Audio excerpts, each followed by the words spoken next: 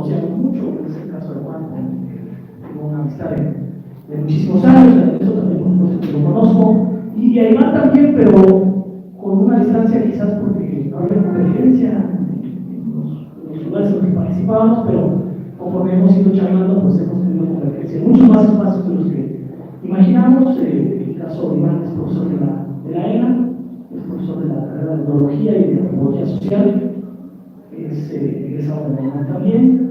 El caso de Juan es egresado de la Facultad de Ciencias Políticas y Sociales, es maestro, es profesor también, y el caso de Ernesto es veterinario, una formación que cuando lo escuchan ahora va a resultar sui generis porque tiene una visión muy clara acerca de las problemáticas de la UNAM y de las problemáticas sociales. Eso es fruto también de lo que venimos a hacer aquí con este librito, ¿no? Nada más quiero dar una breve introducción con respecto a por qué estamos aquí, ¿no? En el año de 1999, desde el 98 se empezó a trazar, pero en el 99 detonó.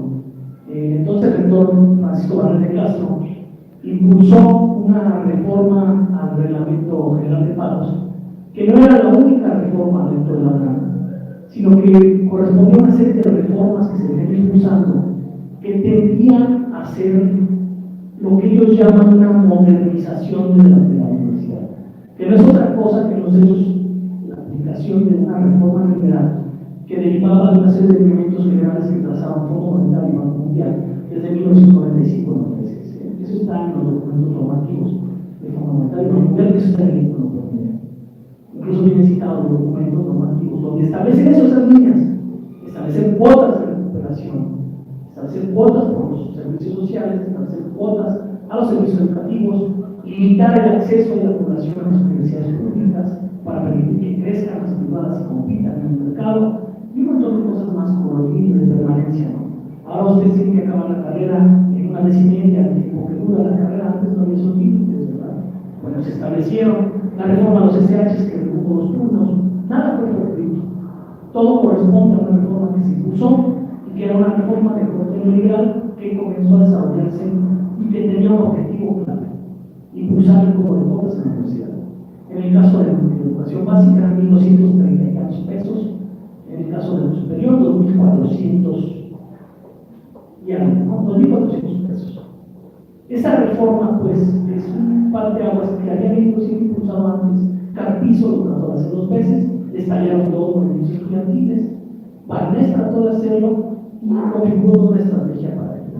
Entonces, había ya una serie de jóvenes, de líderes del movimiento estudiantil que pertenecían a lo que se conoce como el liceo histórico, vinculados al PRD, que tenían muy bien contado la rectoría y pensaban que podían manejar el movimiento. Ese cobro de cuotas detona un movimiento estudiantil. Ese movimiento estudiantil, pues, es el que de una u otra forma nos vincula a quienes estamos aquí en la mesa y quienes participamos de este libro, precisamente a 20 años del estallido sábado. Y solamente voy a hacer algunos comentarios para que sean ellos los que puedan aportar. No es fortuito. La Universidad Autónoma de Nuevo León cobra una cuota de ingreso de 3.590 pesos a cualquier carrera. Además, las carreras internamente cobran una cuota por facultad.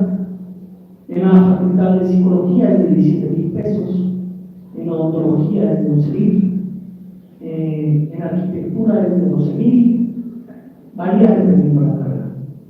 Todas las carreras de la Autónoma de Nuevo León tienen un costo que llega casi a los 20.000 pesos al semestre. Porque también tienen que pagar por el derecho a examen. Si van a examen extraordinario, el examen extraordinario tiene un costo también de 2.000 pesos. En la Autónoma del Estado de Zacatecas casi llega a 4.000 pesos la nueva inscripción. En la Autónoma de Ciudad Juárez, en Chihuahua, la inscripción está en 3.750 pesos. En la del Estado de México, 2.600. En la de Morelos, 1.800 es de las más bajas. Lo que les quiero decir es que esta lógica y esta dinámica privatizadora, es una privatización, se arrancó aquí. Bueno, aquí en esa también. Me refiero a la universidad. Estamos y qué bueno que estén ellos acá. Siempre es un gusto tenerlos en el lugar más, de los lugares. Yo siempre digo que la mesa es el lugar, como dice Marcos de los zapatistas, ¿no? El lugar más triste, el más sucio, el más lejano. Y no lo digo en vano, somos la escuela con el menor presupuesto de las facultades. Somos la segunda facultad con más población, después de la UNAM. Tenemos más estudiantes que Derecho, más estudiantes que Contabilidad, y tenemos mucho menos presupuesto que el resto de las escuelas y facultades. Somos la escuela periférica que tiene menos investigadores. Eso también tiene que ver con una cuestión interna, ¿no? Pero somos los que tenemos menos investigación, somos los que tenemos menos recursos y aún así nos esforzamos por mantenernos, ¿no? Entonces, para mí es un gusto darles esta breve introducción de por qué inició esto, ¿no? Detona por un intentona de hacer de esta universidad una universidad más de lo que la han organizado, privada. Muchos de ustedes tendrían que pagar cuotas de distribución que seguramente no serían ya de los 1,000 pesos, sino que habrían crecido, se tienen que ajustar sustancialmente después de 20 años, y quizás muchas y muchos de ustedes no podrían pagar esas cuotas de distribución. Ese movimiento estudiantil de los años 2000 cerró por 3 meses la universidad, y lo que buscó fue frenar esa intentona privatizadora. Fue el primer movimiento social en la zona metropolitana que hizo frente a la reforma de universidades. Y bueno, podemos decir parcialmente que se creó. Tanto que ustedes pueden estar aquí, tanto que seamos unos cuantos podamos estar discutiendo sobre este momento, ¿no? Entonces, este momento fue muy difícil porque trajo consigo una represión brutal. Terminó con más de 1,000 estudiantes en la cárcel, cerca de 400 de ellos en el reclusorio norte, jóvenes como ustedes, en el reclusorio norte con acusaciones como motín, despojo, sabotaje, terrorismo, terrorista y otros delitos más, ¿no? Mientras que, bueno, las autoridades estaban frente a la universidad, se regocijaban con los estudiantes en la cárcel. Un tanto va de eso, las anécdotas son muchas, hay muchas cosas que platicar, mucho que contar de qué fue el movimiento estudiantil para ustedes que no lo conocieron. Ese es el objetivo. Ahora, bueno, ya lo voy a preguntar, el resto llegó apenas, con Iván. La idea es tratar de, a los pocos estudiantes que están aquí, tratar de plantearles una reflexión acerca de qué fue el movimiento, por qué estuvimos ahí, qué nos hizo participar, qué significó en nuestras vidas y por qué es importante recordarlo hoy, ¿no? Ya después de eso, pues si quieren podemos charlar acerca de lo que se escribió y por qué se escribió, porque son artículos de lo más diverso, ¿no? De lo que escribimos aquí son posiciones distintas, escriben este libro cualquier cantidad de personas, algunas muy especiales para mí, algunos. El caso de Fernando de Lauzana, ahora diputado por el PAN, ya no, porque creo que salió de la legislatura anterior. O sea, él es del PRD, pero como fue pluri, fue diputado por el PAN, ¿no? Entonces, es para ver ustedes qué tan dinámicos son en su forma de cambiar de idea, ¿no? Y Fernando Salán escribe en este libro un personaje, pues, bastante público para el movimiento estudiantil, y como él están muchos otros. Quisimos invitar aquí a compañeras de las que escriben, lamentablemente no se pudo, algunas están fuera de la Ciudad de México, otras por los compromisos que tienen sus programas no pudieron. Quisimos que esta mesa fuera de compañeras y compañeros, pues no se pudo. Esperemos que después se pueda charlar este tema, ¿no? Entonces, no me voy mucho más allá, yo creo que mi idea es empezar, si como siempre se debe empezar a la izquierda, a ustedes. Voy a empezar con Iván y me gustaría un tanto que, pues, en un lapso de 16 minutos pudiéramos charlar hacia los estudiantes y las estudiantes esto, ¿no? ¿Qué fue para nosotros este movimiento? ¿Por qué es importante recordarlo? Y que ustedes sepan qué pasó en esta escuela hace 20 años, ¿no? Que estuvo tomada por más de 9 meses por los estudiantes, y no fue sino hasta que entró el ejército a sacarnos. El ejército estudiantil, porque era la verdad que pues no nos quedó nada, ¿verdad? No estábamos preparados para eso. No éramos guerrilleros, no teníamos armas ni tácticas de defensa, entonces entró la milicia y pues, nos aporrió y nos metió a la cárcel, ¿no? Entonces, un tanto de eso a esto, ¿no? De esta historia de cuando fuimos jóvenes. Entonces, le cedo la palabra primero a Iván, después a Juan, después a Ernesto y después pues charlaremos con ustedes. Y si llega el diálogo, ese diálogo es uno de los coordinadores del libro, pues ya charlará con nosotros, ¿no? En el orden que les contigo, Iván estaba en ciencias estatales cuando empezó la huelga, ¿verdad? Después en filosofía, terminó en la huelga. Juan estuvo en ciencias políticas, Ernesto en veterinario, yo estuve en esa escuela, ¿no? Entonces, bueno, cedo la palabra. No sino más. Gracias. Bueno, buenos días. Pues gracias por la invitación y por estar acá. Creo que uno habría que partir de la importancia de insistir en conocer los movimientos que nos antecedieron, porque nos habla justamente de cómo se enfrentaron políticas, en este caso educativas, en concreto en la universidad, pero que son parte de un contexto nacional y global de las políticas neoliberales. Políticas que van encaminadas a ir cerrando los espacios de los derechos públicos, de los derechos sociales como es la educación, para volverla una mercancía y quien acceda a ella, quienes pueden pagar. A nosotros nos planteaban cuando inició esta reforma del Reglamento General de Pagos que no nos preocupáramos, porque a nosotros no nos iba a tocar, a nosotros no nos iban a cobrar, les iban a cobrar a ustedes.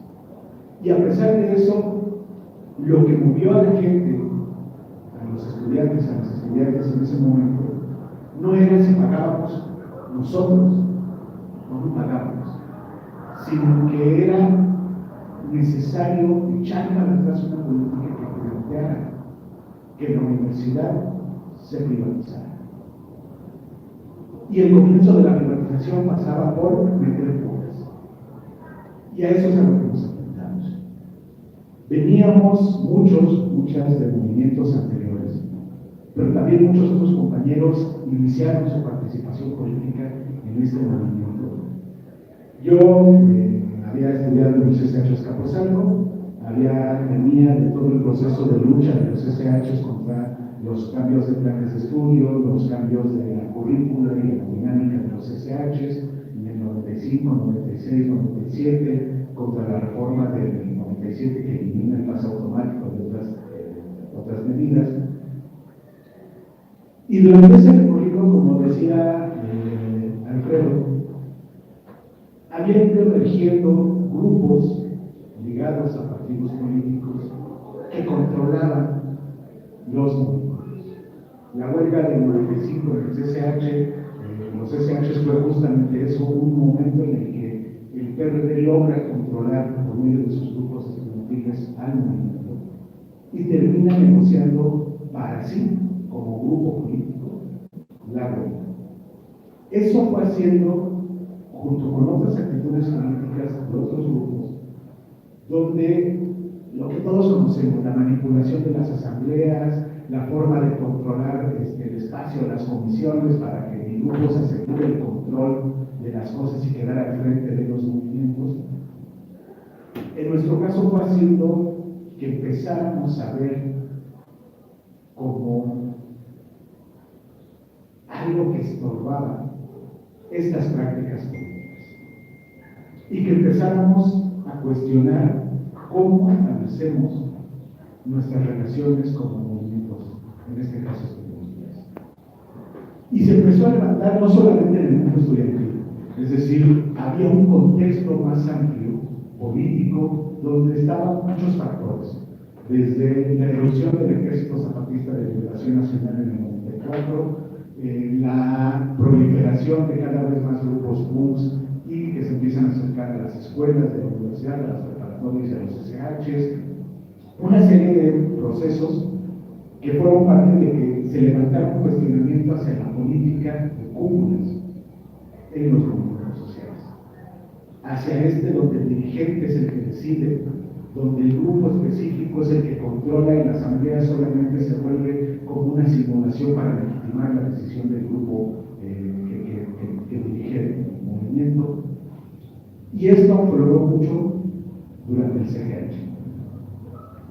Cuando estalla la huelga del 99, yo soy anarquista, pocos anarquistas en la universidad, muy pocos éramos.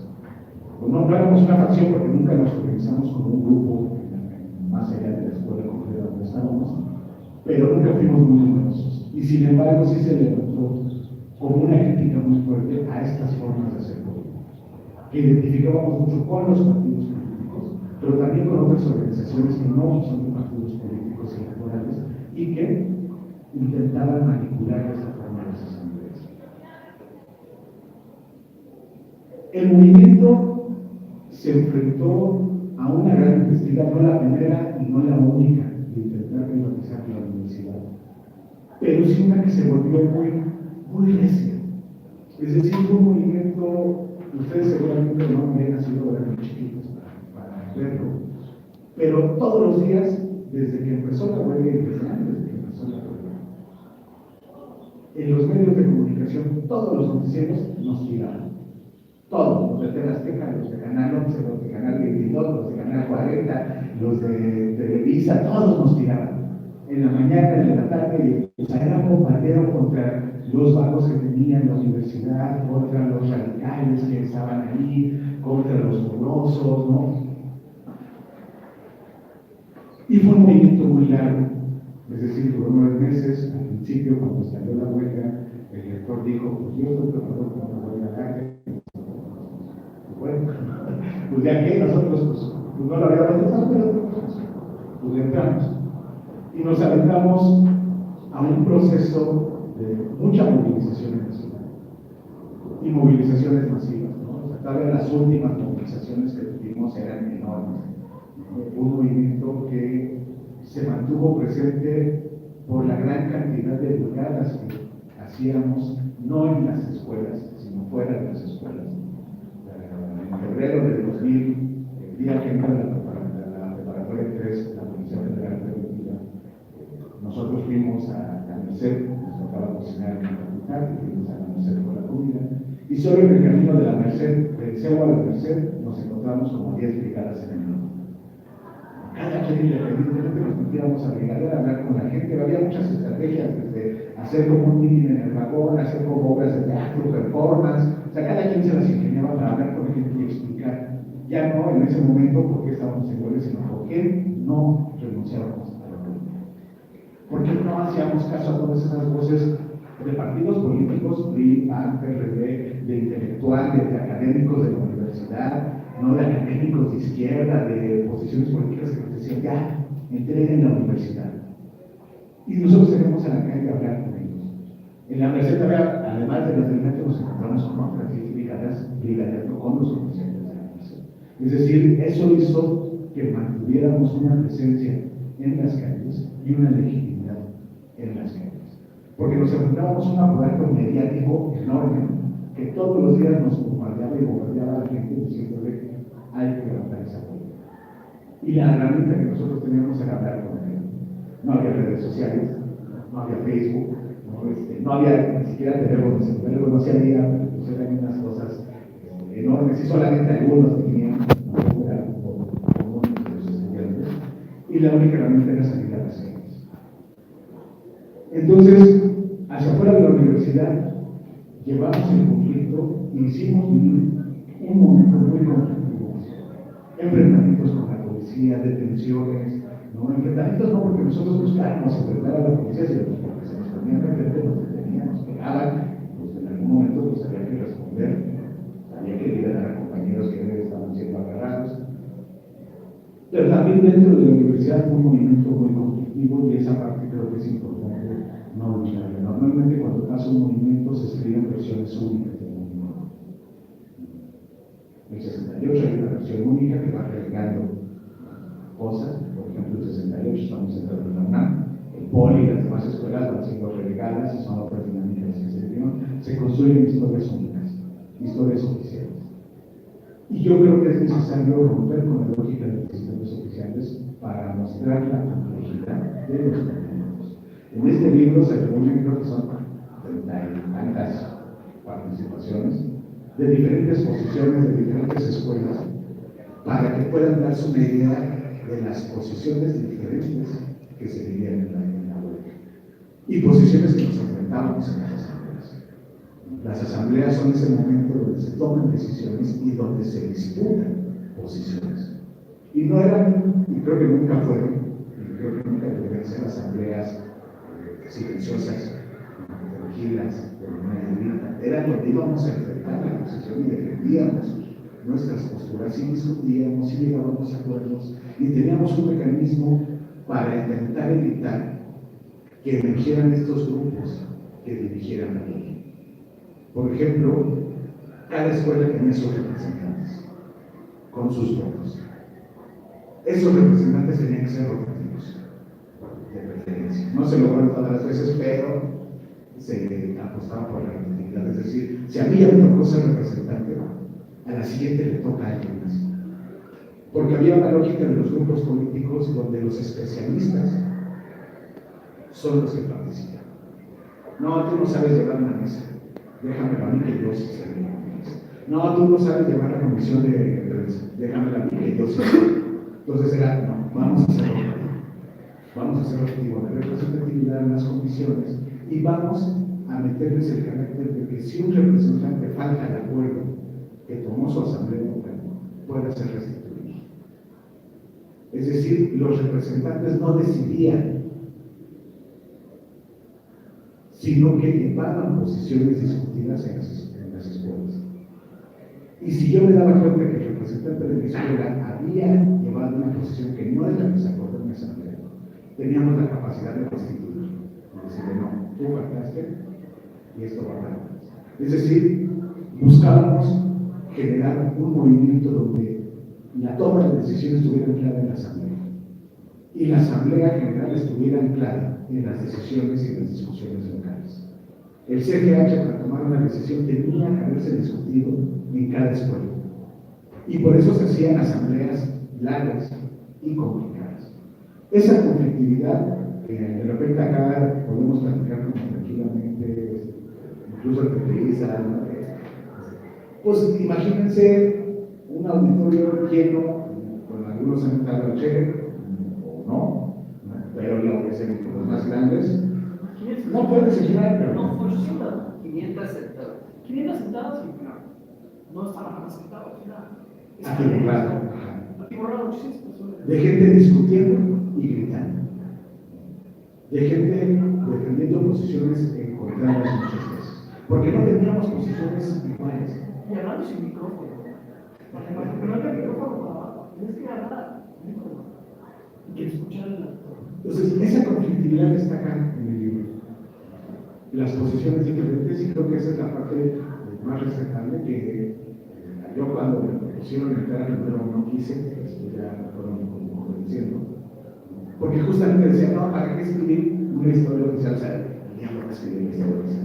No, ni acaso, no sé, yo lo dejo aquí, no converjo con sus posiciones, no convergí en ese momento y no converjo ahorita. Ni mañana, ¿no? Arreglé, ¿no? Cualquiera de los coordinadores era no. Pero justo cuando se plantea eso, va a ser abierta la convocatoria, va a ser sin censura, entonces cambia. Cada quien puede defender la postura que quiera y un poco la idea es ver esa complejidad. Fuimos un movimiento que no solamente fue muy atacado en términos mediáticos, sino en términos políticos. Si bien en los últimos momentos, cuando entra la Policía Federal Preventiva, la Policía Federal Preventiva, igual tampoco la conoce, se estrenó con nosotros.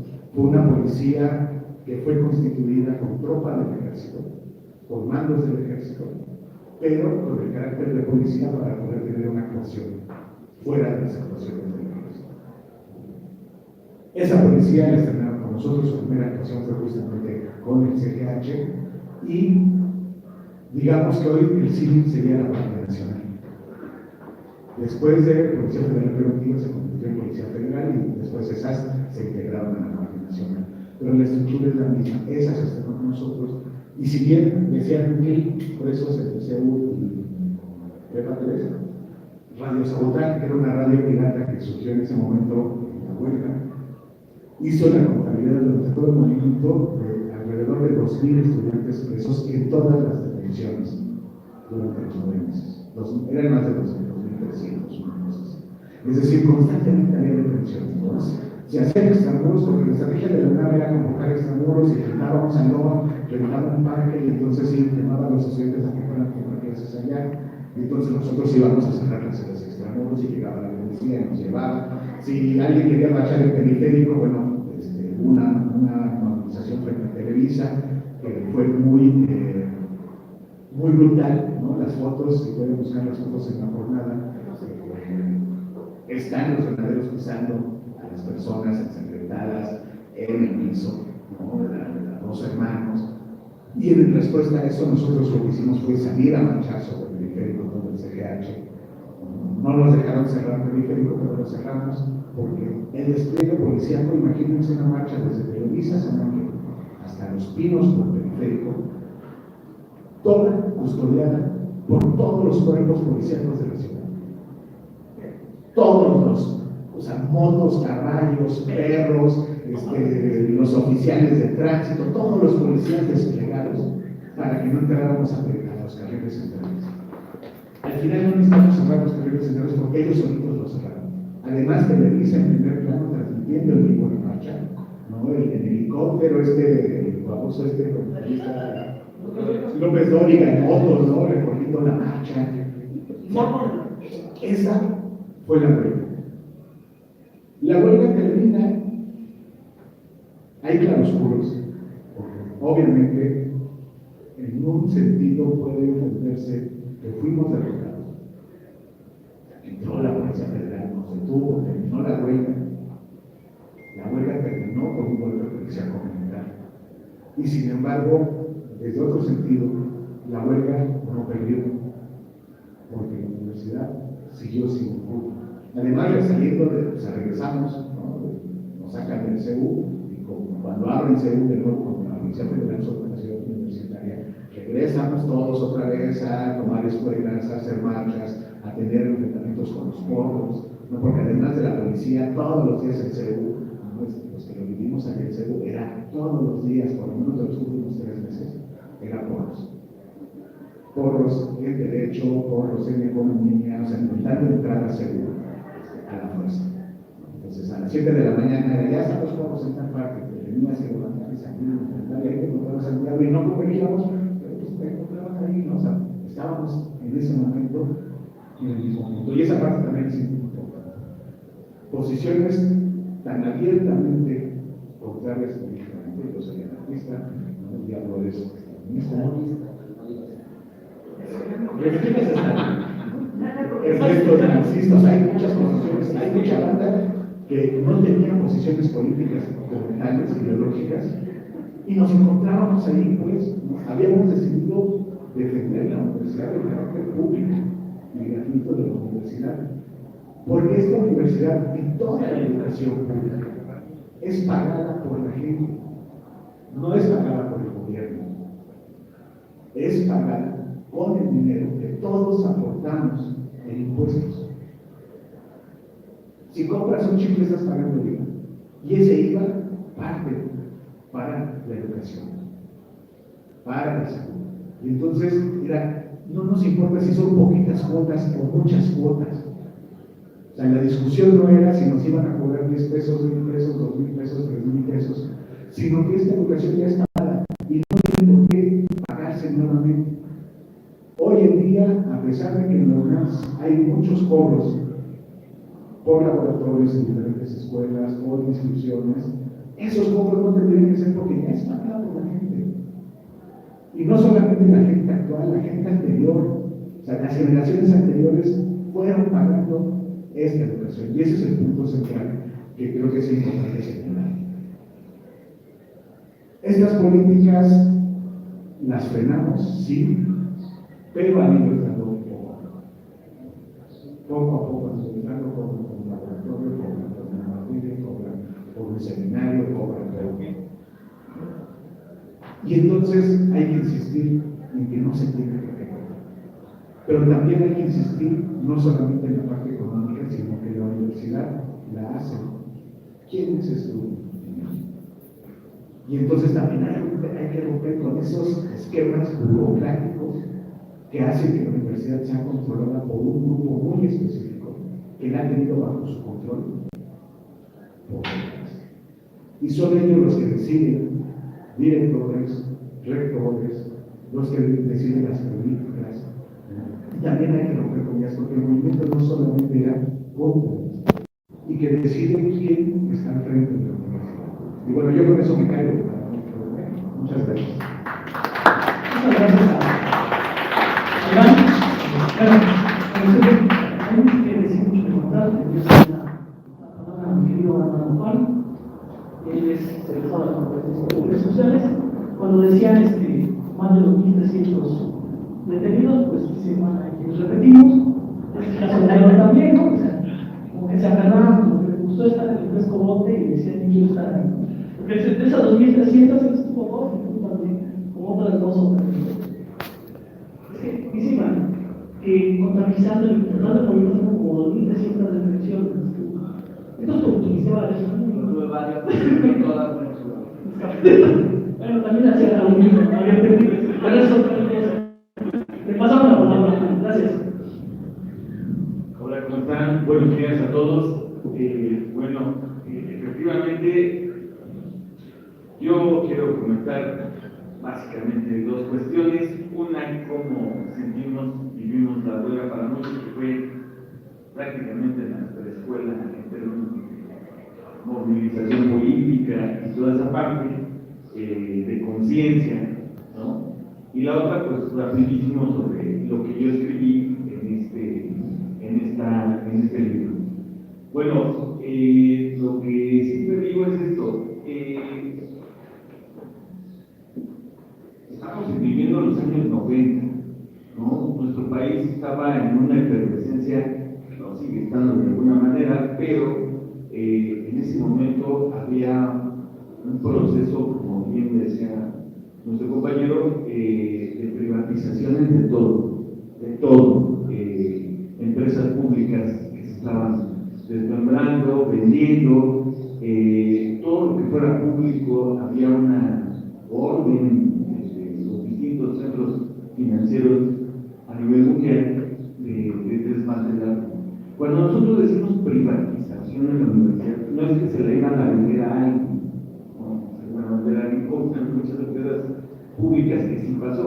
Cuando decimos privatización, nos referimos básicamente a la elitización de quién puede entrar a la universidad, ¿no? Mediante las cuotas y otro montón de cosas más. Yo creo que ustedes como estudiantes lo saben hasta hoy.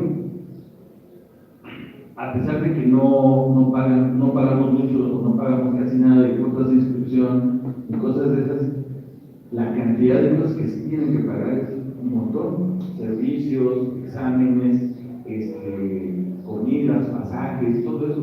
Pues eso de que es gratis venir a la universidad, pues no, y lo sabemos bien todos quienes estudiamos en las universidades públicas.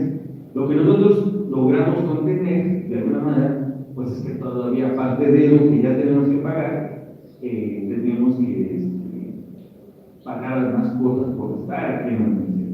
Entonces, estábamos en ese contexto. Yo lo digo siempre, nos dicen a la generación X, ¿no? Porque en gran medida es la que se nos asignó, pero también había una idea, pues, de que éramos una generación gris, que no apática, que no participaba en nada, que no le interesaba nada, y como que había esa idea, y alentado por un gran individualismo en todos los medios de comunicación. Ustedes saben, en los medios de comunicación, en los mismos profes, en muchos lugares, alientan esta idea de que lo que importa eres tú, después tú y al final tú, ¿no? Esa es la idea que nos venden los medios, el contexto, y creo que esa idea sigue hasta la fecha. Y bueno, unos sí, algunos, el movimiento, los que lo formamos, quisimos salirnos de eso, ¿no? Sabíamos que no estábamos, no queríamos traer esa dinámica de que no hacemos nada, no participamos en nada. Y al menos para mí, en mi caso personal, yo en el segundo semestre de la carrera de Ciencias Políticas, de Administración Pública, allá en la Facultad de Ciencias Políticas, para mí sí fue mi primera vez en un movimiento estudiantil, y bueno, fue catártico, la verdad, pero también fue muy importante conocer, participar. La verdad, yo lo veo en ese sentido. Y la escuela que nos dejó, a mí sí me gustaría notar lo que decía nuestro compañero, el movimiento decidió no solo atrincherarse, sino compartirlo con todos, al salir a las calles. ¿no? Y eso fue una experiencia maravillosa, para mí al menos, ¿no?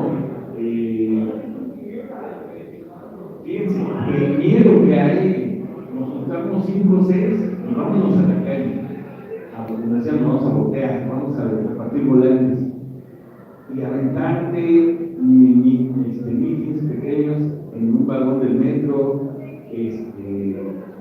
los policías estaban al tiro de que estábamos, nos peleábamos incluso hasta con los comerciantes ambulantes de esa época, no, porque es que ustedes se meten y ya no vendemos nosotros, pero la verdad es que sí era muy,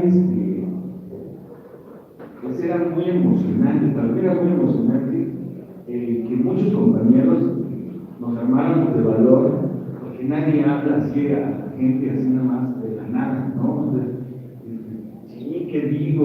¿Y cómo lo digo? ¿Y qué explico?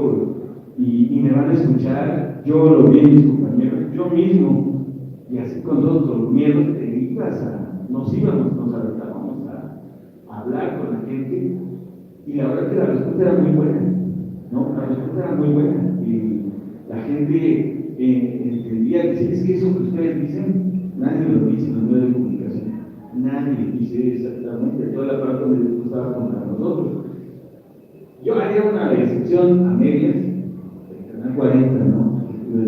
El Canal 40 creo que es el único que nos da espacio, en ese tiempo no era de TV Azteca, pero es el único que nos dejaba hablar, pero todos los demás, efectivamente, estaban encima de nosotros.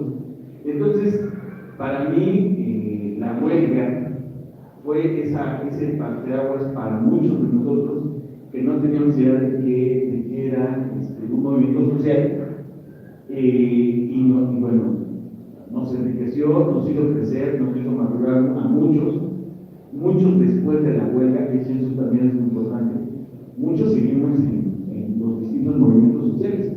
En mi caso particular, yo venía al movimiento urbano popular, y ahí me quedé, y la verdad, ahí participamos, seguimos haciendo mucho activismo ahí hasta la fecha, pero así un montón de compañeros. Entonces, sí nos dejó algo la huelga en ese sentido. Y sí, la universidad sigue gratuita, hasta cierto punto, lo acabo de decir, pero la situación sí, ¿no? Y les iba a compartir algo más de esta parte personal. Efectivamente, muchos terminamos detenidos. Yo, con mi caso, como 3 o 4 veces, ¿no? Deteniendo clases de extramuros, que eran las clases que daban las autoridades o proponían a los estudiantes. Nosotros las íbamos a detener y nos echaban a la policía y vámonos los separos. Después de tal final, pues terminé hasta el reclusorio, pero sí, fue así esa situación para muchos de nosotros. Una cosa más,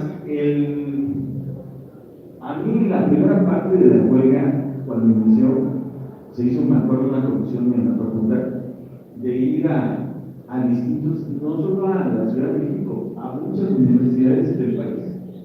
Yo, por lo menos, la huelga empezó el 20 de abril de 1999.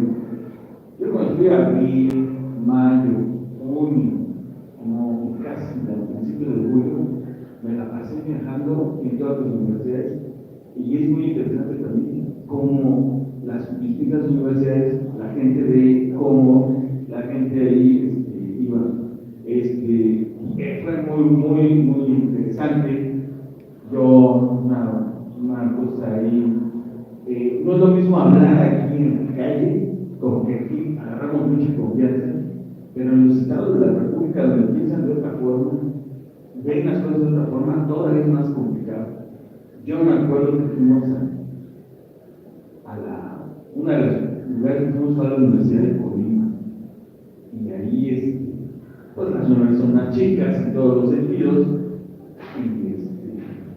y ahora sí que nos fuimos así los que íbamos en esa brigada, quién va a hablar ahí en su planada, ¿no? Y que uno, que el otro, y me acuerdo mucho, no, ¿no? Y ya ahí me subí a una mesita y empecé a hablar y explicar. Y bueno, sí es impresionante como los chavos de allá, los alumnos de allá, pues te ven como una cosa rarísima, ¿no? ¿Qué hablas? ¿por qué habla así ese señor? Pero ese chavo, y entonces me acuerdo que salió el mismísimo director de la Facultad de Ciencias Políticas de allá, y me sorprendió ver cómo correteaba a todos sus alumnos, a sentar en su salón, como en forma primaria, no sé, y y ustedes, sí, conoces a los porros, pero del porro del PRI, de esos grandes, así, no, pues que quieren echar todo nos echaron todo el fuego ahí, y bueno, a mí esas tipo de experiencias me enriquecen mucho porque dices, ¿cómo ven los movimientos en otras universidades? Se me hizo muy interesante. Sí, claro, nos andaban correteando, teníamos policías ahí siempre vigilándonos, pero el movimiento fue a distintas universidades, a distintos lugares, a explicar cómo estaba siendo esta situación, ¿no? Entonces, es muy enriquecedor toda esta parte, lo comento de esta parte de forma personal, y bueno, a mí me dejó mucha enseñanza, y la gran satisfacción de que las cosas no pasan. Eso es lo que diría, y ya por último, rapidísimo. Yo en mi caso hablo de los 6 puntos del pliego petitorio. Si yo luego podré leerlo, yo hablo específicamente de uno que tiene que ver con el Congreso Universitario que proponía CGH, que ya decía nuestro compañero. Creo que la universidad tiene que seguir siendo discutida entre todos, ¿no? Entonces, sí es cierto, no solo una cuestión electoral, sino entre todos. Y yo hablo de la importancia en mi ensayo sobre eso. Lo importante y lo fundamental es que todos discutamos a la universidad, no solo por nosotros, para nuestro momento, sino como nosotros lo vimos en las generaciones futuras, ¿no? Porque otros tendrán, así como nosotros, cuando nos decían, ahí nos decían, me acuerdo, que las autoridades, miren, las cuotas no se van a aplicar a ustedes, para el futuro. Y ese es el gran tema. Es que no era por nosotros, era por los que venían. Y seguimos teniendo educación. Debemos discutir la universidad no solo por nosotros, sino por los que vienen, las futuras generaciones. Y cuando nos dicen, es que ¿por qué se pelean por centavos o precios, como decía también nuestros compañeros? No, nosotros no estábamos peleando el precio, de nada. Estábamos peleando el acceso a que todos pudieran entrar y tener derecho a una educación pública, gratuita y popular. Eso era lo que estábamos peleando, ¿sí? No si nos cobraban más o nos cobraban menos. Y bueno, échenme una ojeada a la parte de lo que ya se viene en esa parte, lo importante también del Congreso y la discusión. Y bueno, eso sería. Muchas gracias, Juan. Bueno, ya, digo amigo, les comento, ¿no? Para los que están aquí, la referencia traemos libros y para obsequiarlos, ¿no? No tienen precio. Entonces, a ver, libros, somos como la universidad pública y gratuita, y los libros son públicos y gratuitos. Gracias al señor Gontiano. Antes de pasar con estos datos, este momento de verdad fue masivo en un nivel que a veces sí pensamos, ¿no? Cuando hablan de las brigadas, los compañeros, a veces no dimensionan ustedes. La Facultad de Ciencias se convirtió en la imprenta del movimiento estudiantil. Para una movilización se sacaron 1,5 millones de carteles, de volantes, perdón. Y carteles, pues no tengo yo la cifra, pero yo creo que 100,000 para esa movilización, 100,000 carteles y 1,5 millones de volantes. Imaginen ustedes la capacidad de movilización que tuvo el movimiento estudiantil para repartir 1,5 millones de volantes. Porque no era ir al metro y aventar los volantes, no. Era entregar el volante y que me dijeran, pinches huevones, ya pónganse a estudiar. Era discutir con la gente. Te subías a regatear al metro y había gente que te recibía el volante y gente que te aventaba el volante. Y a veces cuando te aventaban el volante, otra persona que iba al lado, ¿qué te pasa si ellos te están dando un volante a los estudiantes? Entonces la gente se empezaba a pelear entre ellos, uno tenía que terciar en las discusiones. Y a todos nos pasó. No era entregar un volante y aventarlo, no. Repartir 1,5 millones de volantes. Fue el mecanismo que tuvimos para revertir una política de desinformación inmensa. y además con una descalificación terrible por parte de la autoridad. Terrible. Por ahí traigo un audio que al final de la mostrar y que salen las píldoras del doctor Valdés cuando el secretario administrativo de la Dirección General de Preparatorias se pone a insultar a los estudiantes. Ese desprecio que ustedes identifican en algunas autoridades hacia los estudiantes no es nuevo, es un desprecio de toda la vida, siempre los han visto por encima de uno. Pues revertir eso fue una capacidad. No crean que las movilizaciones ahora estaban los panistas que están impulsando los priistas contra el Obrador. ¿Qué cantidad de gente fue? No, hombre. Nosotros tuvimos movilizaciones en las que la plancha del Zócalo se llenaba y se vaciaba. Y éramos solo que marchaban con nosotros. La marcha más loca que hicimos, y yo creo que loca de locura, fue la del 2 de octubre de unos 6 horas de la marcha, 8 horas, desde CEU hasta la plaza. Y se dice que cuando llegó la vanguardia de la marcha a la Glorieta de Insurgentes, todavía había contingentes que estaban saliendo de su lugar. Y claro, en los medios de comunicación salía Lili Telles, ahora senadora, diciendo: son una minoría, es el primer movimiento estudiantil que es una minoría. Digo esto nada más para completar un poco lo que he dicho, pero más importante. Y pues ahora paso la palabra al compañero Ernesto para que él pueda también comentar esto. Bueno, yo quería comenzar haciendo algunas puntualizaciones. El movimiento estudiantil acabó con una promesa de las autoridades de suspender las reformas del 97, lo cual implica ese enredo que ustedes ya viven, el que solo tiene 5 años más la mitad de la carrera para acabar. Oficialmente están suspendidas esas reformas. A mí, por la coyuntura especial de veterinario, me tocó acabarla a los 8 años inscribiéndome, o sea que me consta que están suspendidas. El asunto es que las han reactivado de la nada, ¿no? Así como las suspendieron, así las reactivan, pero bueno, legalmente el estudiantado podría decir que están suspendidas y que entonces sigan así. Yo quisiera saber de qué carrera, de qué estudian ustedes están acá. ¿Economía? ¿Todos economía? Ah, bueno, entonces le damos por ahí. Bueno, antes de abordar esto de la economía, y acá tenemos a dos individuos, yo quisiera también debatir, si no es que rebatir, ciertas impresiones que me quedan de lo que han dicho mis compañeros, de que fuimos seres heroicos, ¿no? A veces con todo lo que nos pasó así pareciera. No, pues nos encarcelaron 2000 tantos y sangre, golpes, no sé qué. Y a veces uno dice, bueno, a nosotros creo que nos pasaba con los del 68, ¿no? Ah, no, esos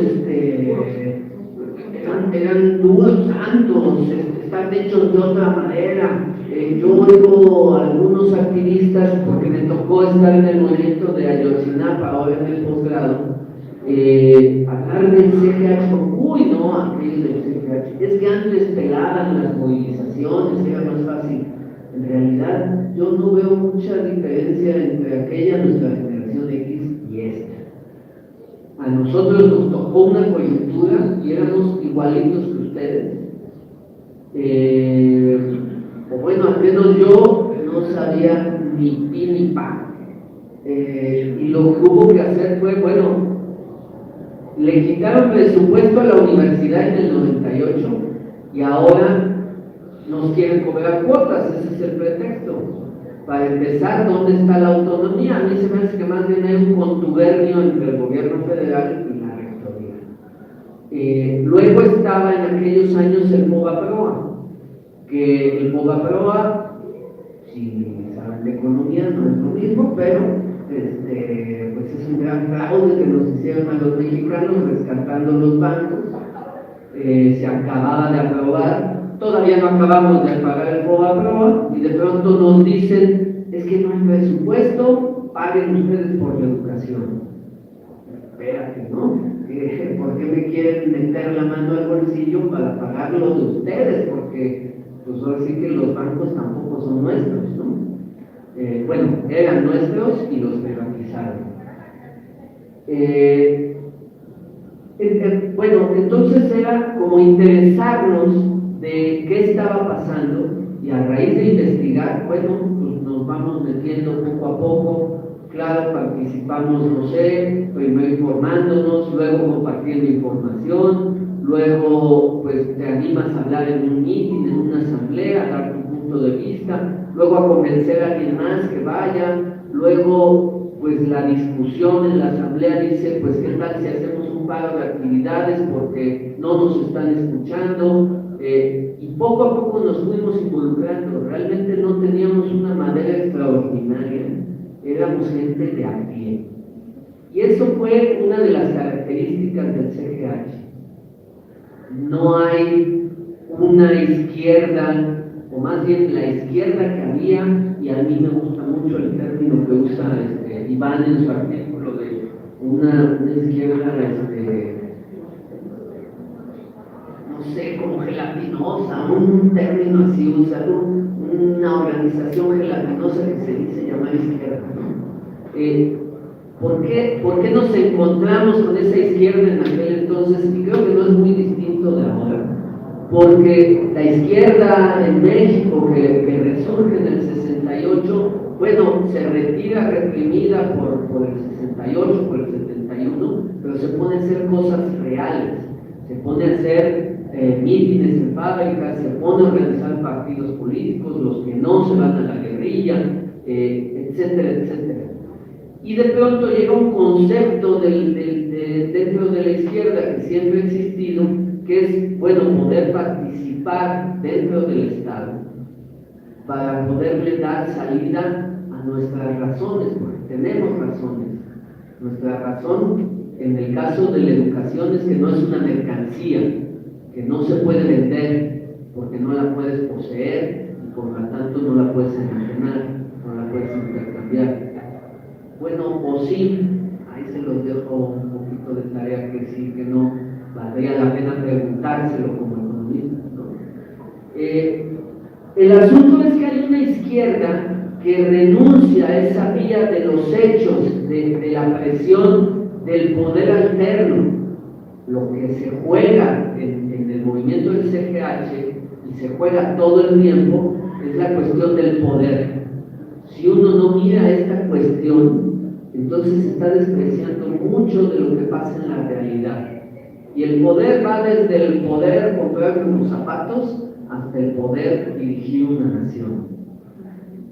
Entonces, esa disputa por el poder, la izquierda cambia a principios de los 80 y dice, no podemos ir por la vía electoral, lo cual clásicamente la izquierda revolucionaria a partir de Lenin, sobre todo a través de la demostración de las ideas de Marx, dice, no, el poder se forja, se construye paralelamente y llega un momento en que no hay más que disputar el poder formal y tomarlo. Esto pasa o puede pasar en todas las esferas que se tenga conocimiento o parte, ¿no? Una de ellas, pues, la universidad. Pero esta izquierda que en los 80 se transforma, abandona la vía revolucionaria de toma del poder y nos dice, el Estado ya se ha abierto, ya hay una reforma política, y entonces decide desaparecer como comunista y decide ir por la vía electoral. En 1988 consigue tomar el poder, esa izquierda consigue ganar las elecciones, disculpen ustedes, pero Salinas les hace un fraude y les dice, nanay, ustedes no han tomado teoría política, no saben de economía política y el poder no se toma por elecciones, así que pues no se lo damos. De todas maneras pactan la creación del INE y siguen con esa idea, ganan en el 97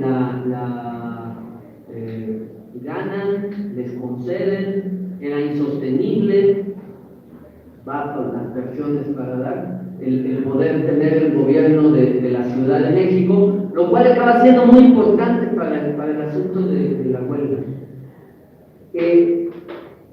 Y entonces los viejos activistas que había en la universidad participan de eso, de cómo aparentemente una izquierda, aparte internacionalmente derrotada como es la comunista, cómo el desencanto por la revolución parece que la vía es las elecciones. Y parece que la vía es los estudiantes que están en la universidad participen en las elecciones y una vez ganado el gobierno, todo se solucionará con una varita mágica, así como lo está haciendo hoy en día Morena y López Obrador, ¿no? Nótese el sarcasmo, pues. O sea, no basta con tomar el gobierno, por más que dijéramos que realmente el gobierno actual es de izquierda, ¿no? Necesitamos el poder para cambiar las cosas. Entonces, la izquierda en aquel entonces anula prácticamente la vía de los hechos y se carga hacia lo electoral. En la universidad no teníamos entonces ya casi activistas y veníamos de unas derrotas importantes. En 86-87, eso que funda el PRD, esa juventud que funda el PRD, tiene una victoria formal en la huelga del CEU y parece que sí tienen razón en su práctica, ¿no? Que hay que concentrar una cantidad de fuerzas y ganar lo que se pueda y no hacer la revolución, sino ir teniendo pequeñas victorias. Y eso lo hace impactando con las autoridades. Nosotros teníamos esa idea debido a viejos activistas y por eso rechazábamos esa posibilidad de pactar, porque veíamos que en el 90, o sea, 3 años después de esa huelga de 86-87, intentaron de nuevo subir las cuotas. Se ganan, no pueden. En el 92 otra vez intentan subir las cuotas. Se gana mediante movilización estudiantil, no pueden. En el 95 cambian la táctica y dicen, es que no podemos porque el CCH está lleno de chavos pobres, pues no les vamos a poder cobrar. Vamos a hacer una reforma en los CCHs para que se parezcan más a las prepas, disminuyen los turnos del CCH, le quitan el sentido crítico a la educación, que más bien lleva a preguntarse, ¿esto que me está diciendo este tipo que tengo aquí enfrente es cierto? Eso es la educación crítica, criticar si realmente lo que uno está diciendo es cierto.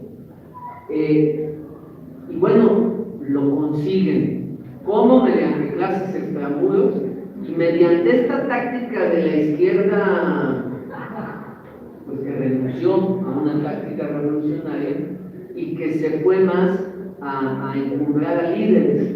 Entonces teníamos CCHs en huelga por medio de un grupo dirigente que en realidad el estudiantado no estaba tan de acuerdo o tan politizado, y entonces mejor se fue a las clases extramuros. Resultado, huelga derrotada. 97, entonces fueron por algo más, que fue el tiempo de permanencia. Vamos a hacer que la gente no pueda estar más tiempo que la mitad de su carrera más, y eso están los datos, por ahí en mi artículo, si quieren agarrar la liga, están los datos de aquel que en aquel entonces usábamos para ver por qué las reformas del 97 a quien afectan en realidad es a los pobres. No tiene, o aparentemente tiene un sentido lógico, pedagógico, justo incluso, pero cuando uno ve los números, caray, quienes estudian más lento son los pobres. ¿Por qué será? Porque quieren, ¿no? Sarcasmo de nuevo. Si no me Sí, el pobre porque quiere. Estudia lento porque quiere. No tienes que estudiar y trabajar, y entonces va más lento. En fin, veníamos de una serie de derrotas y entonces en el 99 vamos por la joya de la corona, son las cuotas. Y esto es, o nosotros interpretamos como un avance en la privatización, que ojo, lo aquí discrepo de Juan, si no necesariamente necesitaban vender, pero sí está en sus planes.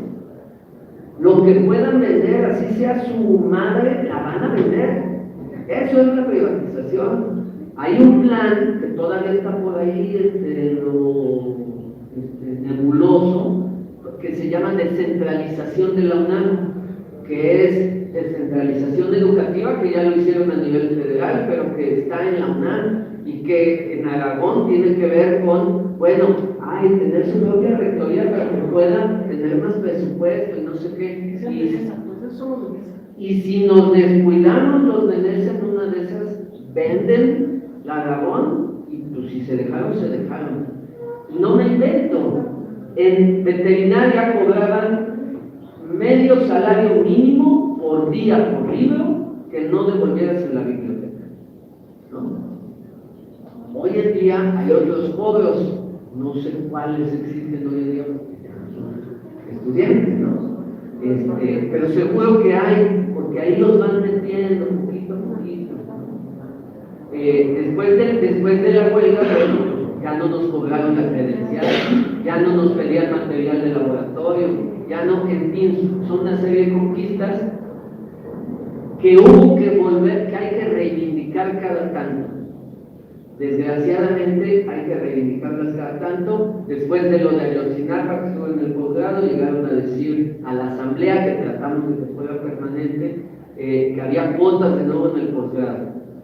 Y son impresionantes, hasta 24,000 pesos en la UNAM por estudiar odontología, el posgrado de odontología, cuando pues, la UNAM financia la clínica periférica, etcétera, etcétera. Y el asunto en economía es qué papel tiene la educación dentro de la economía. ¿A quién le pertenece? ¿Cómo se genera? Y ahí, ¿cómo es o no es una mercancía? Nosotros, en nuestro idealismo, en nuestro pensar que y mi uso en nuestro idealismo en una forma filosófica, pues en nuestras ideas, en nuestro deseo, en el campo de las ideas, pensamos que no se puede poseer la educación porque es una herencia que se va construyendo históricamente y entonces pues Platón no va a cobrar regalías de lo que estamos, de cómo se hace la dialéctica, ¿no? Aportó y ya. ¿Quién va entonces a cobrar las regalías de Platón? No se puede capturar, no se puede envasar. Bueno, tal vez lo podemos meter en un libro, ¿no? Entonces a lo mejor sí es una mercancía. ¿Tiene valor de uso? Pues desde luego que sí. ¿Tiene valor de cambio? Pues también al parecer.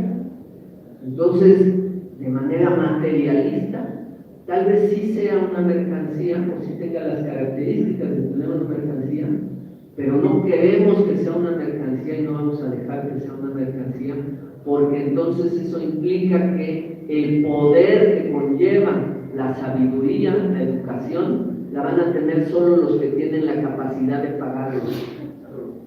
Y por eso es que sostenemos definitivamente que la educación no debe ser una mercancía. Por eso es que en esas charlas que teníamos, donde empezaron a surgir en los salones de clase, ¿por qué nos iban a cobrar? Y bueno, una serie de argumentos más. De pronto nos encontrábamos con estas cosas y nos caía el 20, claro.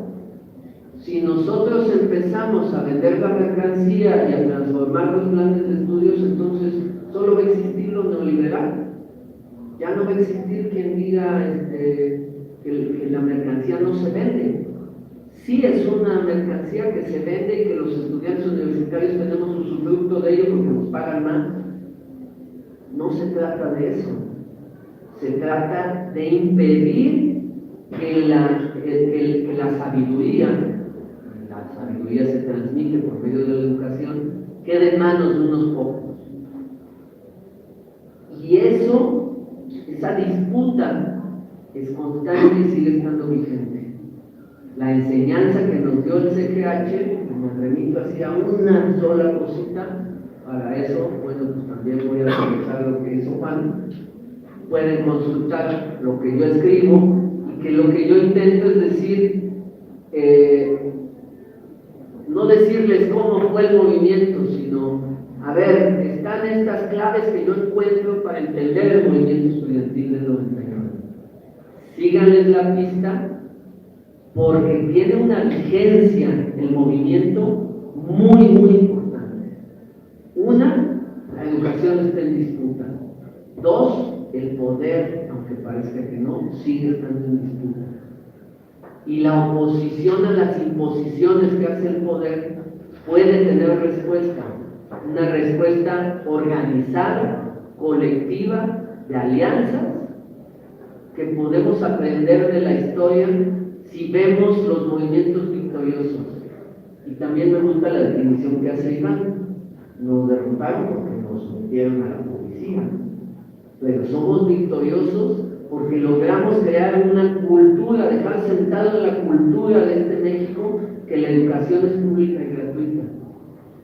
Más allá de que lo dice el artículo 3 de la Constitución, que no lo han podido cambiar, en su fracción cuarta dice que toda la educación que el Estado imparta será gratuita. Punto, fracción 5. ¿Qué significa toda la educación que el Estado imparta será gratuita?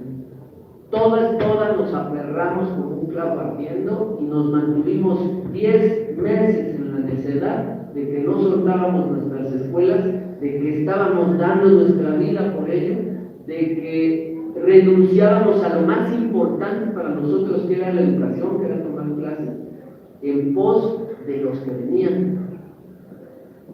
Y eso no nos hacía unos seres, tal vez fue un acto heroico, pero no hecho por héroes, por muchachos de su propiedad, como ustedes, como nosotros. Y el maestro Alfredo tenía la misma edad que ustedes, e hizo eso, porque consideraba que eso era lo correcto. Los invito a que puedan darle una repasada al libro y ojalá les resulte de cierta manera inspirador para cambiar su propia realidad.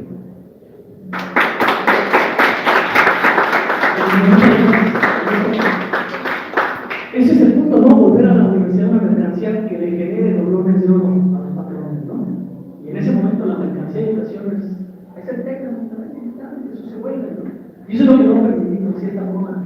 Y fíjate, retomando esto un poco antes de empezar, estábamos tomando el libro y tomé una frase que publica Itzel es profesora en Ibero, y publica una frase de Luis González de Alba, un tipo que fue parte del hecho que se volvió bastante reaccionario desde mi punto de vista, pero además de la forma en que nos diría a nosotros. Y creo que eso es bien importante porque, bueno, algunos de mis estudiantes podrán decirlo, yo no lo dudo así, trato de que quieran que yo no lo dudo así, es decir, por encima, ¿no?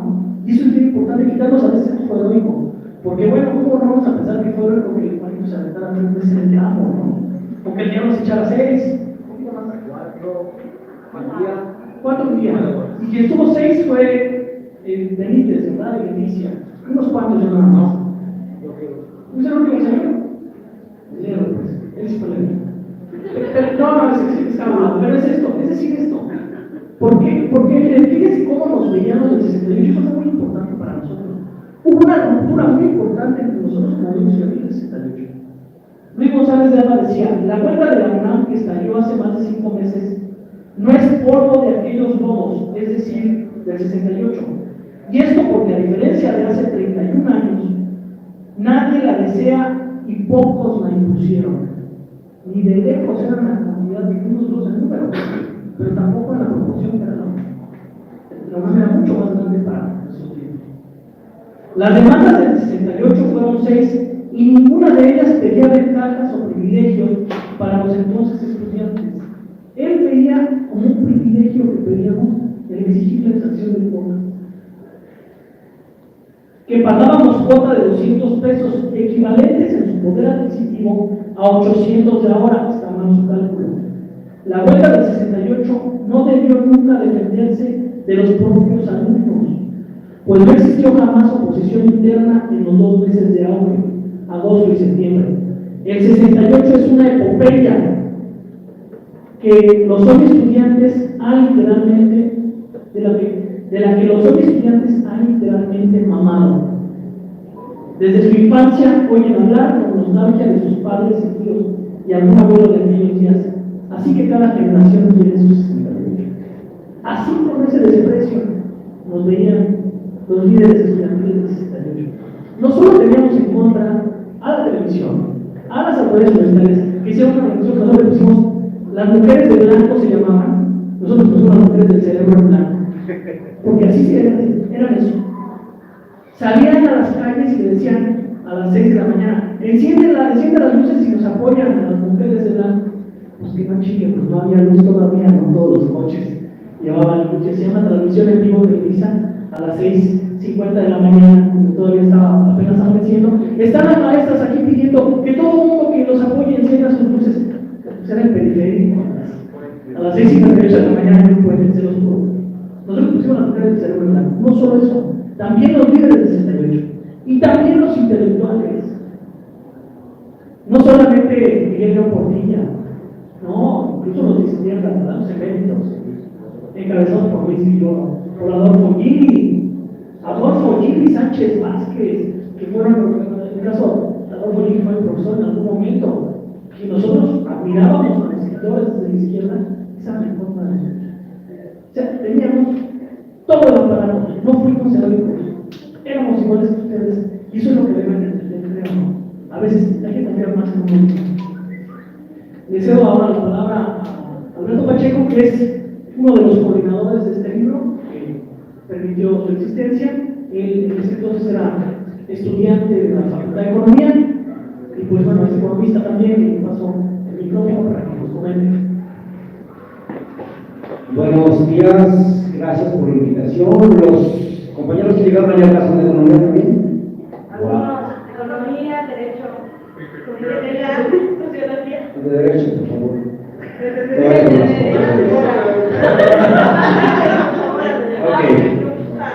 Ok, nos vamos a entender porque ya Ernesto habló de la mercancía.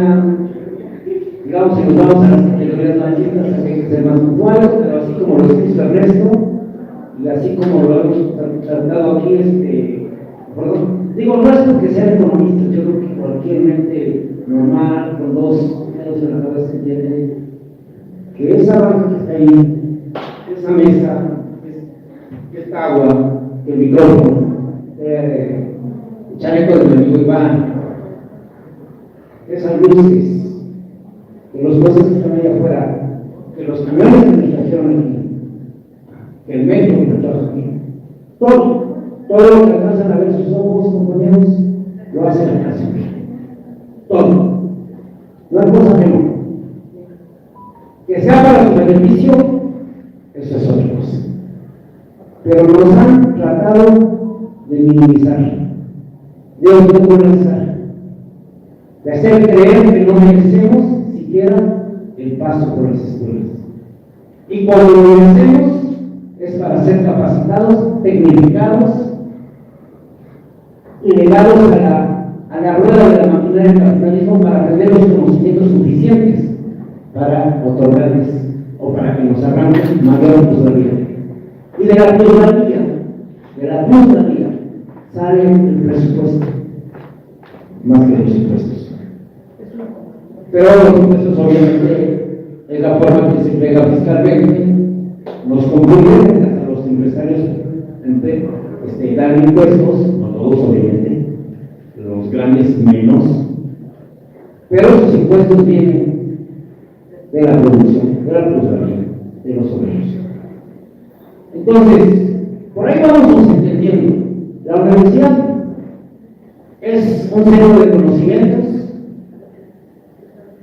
que las sociedades modernas han desarrollado a partir de los siglos XVI y XVII para que masivamente se reproduzca el conocimiento. Pero desde ese inicio hubo una gran lucha en las universidades por hacer que la universidad fuera para los que estudiaban o para controlarlo desde la academia y obviamente desde los rectorados. Y así surgió la Universidad de Bolonia. Universidad de París, como contradicciones. La de Bolonia con los estudiantes libremente democráticos, porque ellos se organizaban para poder hacer que los oficios fueran reproducidos y difundidos en más gente que quisiera conocer de las artes y de los oficios. Y en París, la Iglesia impone la universidad dirigida por los académicos. Esa ha sido la lucha desde entonces. Y también la Universidad Nacional con la México. Ahorita voy a hablar de ello, ahora voy a un tema que pocos han hablado, lo voy a hablar ahora, es los eméritos. Los eméritos, que fue una propuesta que se hizo durante la huelga para poder dar salida al conflicto. Pero ahora paso por ello. Hay que ser claros. Esta alza de cuotas se hizo justamente para seguir minimizando y despreciando a los que llegan a universidades como esta, la FES Aragón, en ese entonces era la ENEP Aragón. Vean el grueso de nuestros estudiantes de esta universidad, y en particular de las escuelas periféricas, vienen de colonias marginales, de estratos pobres. Sí, aquí lo vimos con nuestras mejores carritas, los tenis que acabamos de comprar, porque nos ponemos en pants y nos ponemos las llantas, porque se tiene que gastar solamente cuando voy a la universidad. Todos lo sabemos, ¿no? Todos lo sabemos eso. Pero esta universidad sigue estando poblada de hijos de trabajadores. O sea, si el 80%, 70-80% que llega a Seúl, llega en camiones y metro y metrobús, eso obvio que no son burgueses. Y acá, yo creo que el porcentaje se amplía mucho más, ¿no? Es raro el estudiante que viene en auto. Pero bueno, la universidad, la huelga se hizo, no el libro. El libro podemos discutir de cómo se hizo y las broncas que tuvimos para poder hablar, pero eso no importa. Lo importante es que este es un legado que nosotros teníamos ya una deuda con ustedes y con los que vienen. Porque no lo habíamos sacado en 23 años, por una serie de conflictos, dificultades, luego si fuera poco, ya cuando va a salir a los 20 años nos pega una pandemia y ya no lo tenemos. Pero bueno, el libro está aquí con ustedes, ha sido un gran esfuerzo de mis amigos coordinadores René, González, Jorge Mendoza y un servidor. Pero es un esfuerzo de todos los que escribieron, incluso hasta los que pelearon porque salieran o no salieran ciertos personajes que escriben aquí. A los que estaban a favor, a los que estaban en contra, a los que fueron, todo es un esfuerzo colectivo. Un esfuerzo colectivo como fue esa huelga. Desgraciadamente, sacando el tiempo, algunos recuerdos nos traicionan a veces la memoria. En el caso de su servidor, me es difícil porque todo el tiempo me la paso platicando ya a mi novia y las pasadas las aterreo, ya las aterreo con tanta práctica de esto, pero finalmente hicimos una obra importante que es que lleguemos para decir, esto no se ha acabado, todos los días, no puedes decir, me voy a decir, ¿tú qué ganas que me estás recordando de hace 23 años y estás, y por qué tu insistencia en recobrarse memoria? Digo, pues porque todos los días se están trabajando en la universidad pública. Todos los días no cesan, entonces no podemos cesar nosotros. Y nosotros no lo vamos a hacer, la batuta se la damos a ustedes, acaban de decir, hay cobros, pero ustedes se tienen que organizar, se tienen que movilizar, se tienen que unir. Y para unirse tienen que considerar a todos los alumnos, tienen que considerar a todos los grupos estudiantiles, les tienen que poner de acuerdo, porque solamente la fuerza colectiva, como demostró este movimiento, pudo avanzar. Quiero pasar a esa parte, porque la mencionó Iván, las asambleas se hicieron para que los grupos no se montaran, para que los líderes no hicieran de las suyas, para que no se infiltrara gente. Sí y no. Sí, porque a través de los siglos, las luchas de la humanidad, ha habido intrigantes, conspirados, infiltrados, delatores, todo eso se incluye. y gente individual que quiere posarse, que quiere salir de los reflectores, que quiere hacerse. Todo, siempre lo vimos. Pero nosotros nos organizamos no para eso, nosotros nos organizamos para luchar. Y ya las cosas se van decantando sobre la marcha, ya estamos organizados. 150 en el auditorio de una escuela, de una facultad, pues es más fácil detectar quiénes nomás vienen a posarse, quiénes vienen a ver qué sacan, quiénes vienen a ver cómo se enroblan, quiénes vienen a ver lo que oyen. Eso lo vamos decantando sobre el momento. Les voy a platicar con una anécdota que no es una anécdota, sino es la historia de un poco, un extracto de la historia de la administración de este momento. En 1997 se anuncia la reforma del Plan Barnés que tiene que ver con acotar las formas de ingreso y las formas de permanencia en una destruir el pase automático y ¿cuál era la otra? Recortarlos. No, pero los turnos fueron en el 95. Tiempo de permanencia. El tiempo de permanencia. El pase automático. Okay. Entonces nos empezamos a organizar. ¿Quiénes convocaron? Las corrientes políticas. Sí.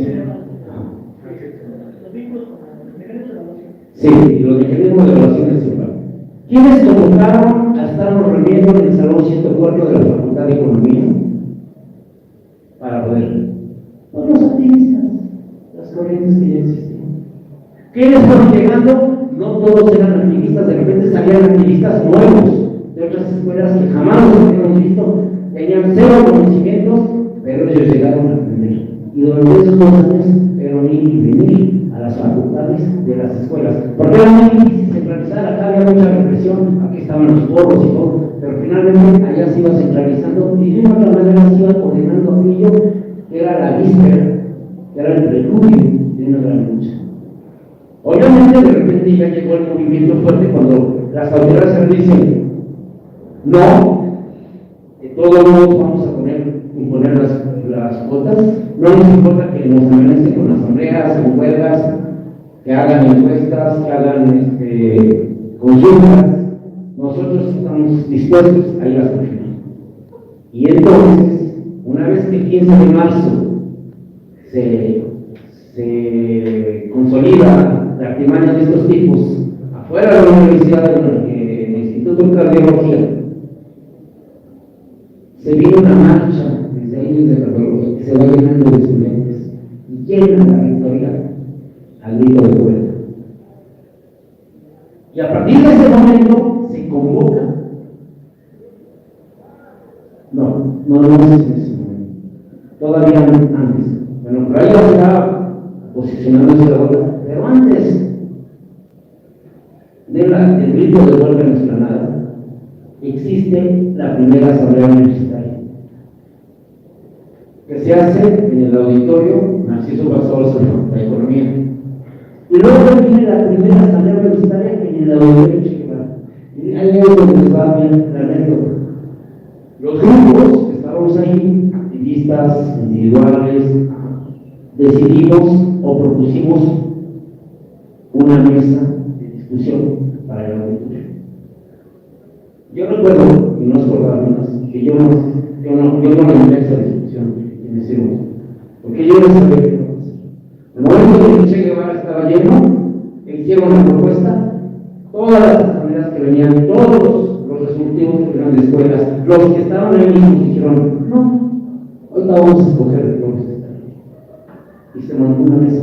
Se quedaron 2 de los 7 propuestos, porque eran compañeros que hacían su trabajo en sus escuelas y fueron reconocidos. Pero en ese momento, hagan de cuenta que los activistas o las corrientes le entregan la batuta al movimiento. Algunos con su propio gusto. Sí, había algunos que sí querían protagonizar y estar y siempre estar en las mesas. Yo no estuve no. Pero había gente que quería, pero esos quedaron afuera, quedaron al lado con sus propuestas vagas, tibias, con su falta de compromiso, porque cuando llegaban los foros y nos preguntábamos, no estaban estaban acá en las asambleas, pero a la hora de la acción, a la hora de la actividad, ni su luz. Pero el proceso de lucha por organizarse y ser colectivo fue en ese sentido.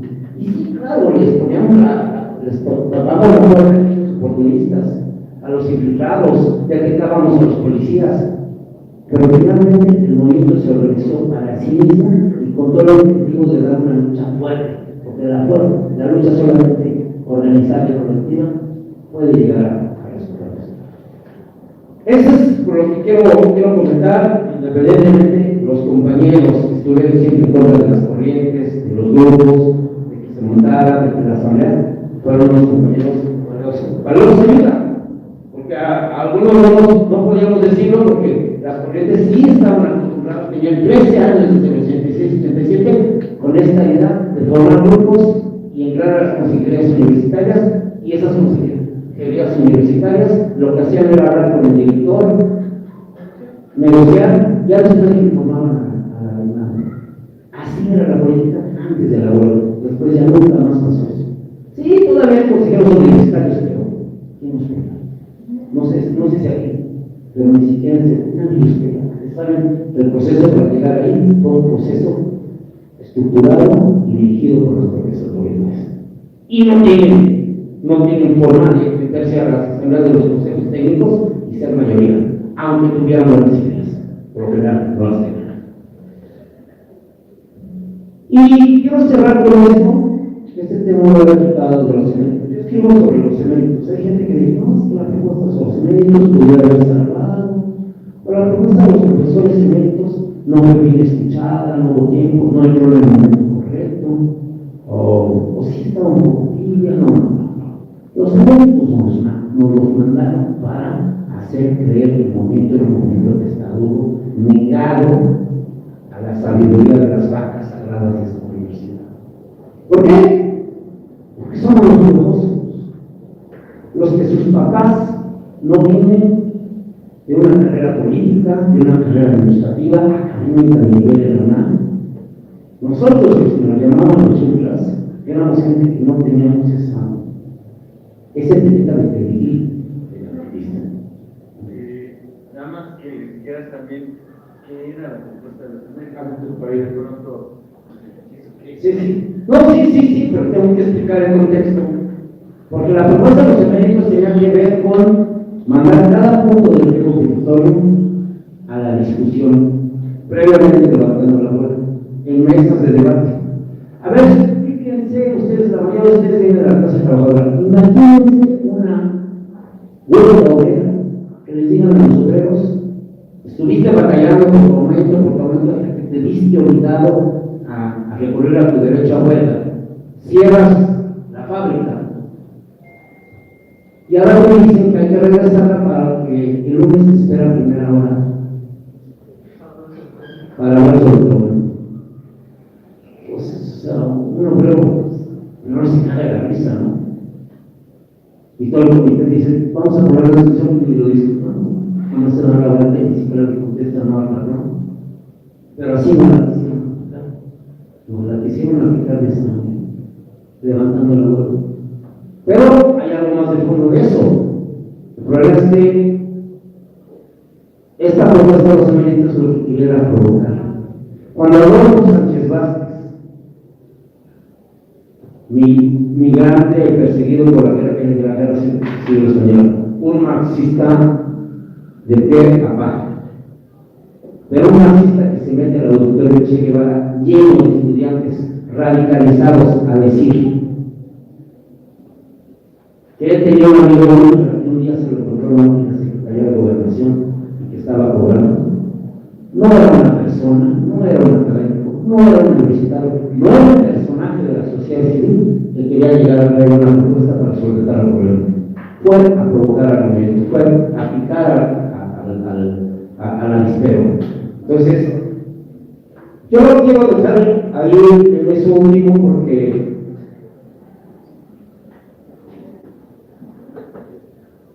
porque siempre nos quisieron ver como anarquistas. Siempre nos quisieron dibujar en la jornada como si fuéramos Frankenstein con la camisa rasgada, como si fuéramos mosh todo. Y nada más era el mosh. Pobre compa, o sea, nomás por su frasca, su forma de hablar y su vestimenta chola. Lo agarraron, lo juntaron, le dijeron que era dirigente. Miren, hermano, de quién está arrebatado en nuestra universidad. Y obviamente todos los demás también estaban jugosos, ¿no? Teníamos meses de huelga, no llegábamos a nuestra casa, llegábamos a nuestra casa, nuestra mamá no nos dejaba entrar. O sea, era obvio. Imagínense, a los 4 días cuando hacemos la primera marcha, yo la neta sacaba la cabeza del camión. A peligro de que me laborara. Olía como no se imagina. 4 días, o sea, la mayoría, todos nadie había ido a su casa. Pero bueno. Me da mucho gusto que esta obra llegue acá, y me da mucho más gusto cuando llega a escuelas en las orillas. Me da gusto cuando llega a barrios populares. También me da gusto que esté ahí en Amán, en Cebu, sí, centros de difusión cultural, en Coyoacán, o sea, la CNDH, ¿no? Una serie de académicos, investigadores. Suena bonito. Yo digo que tiene que llegar a todas ellas. Pero me da mucho gusto que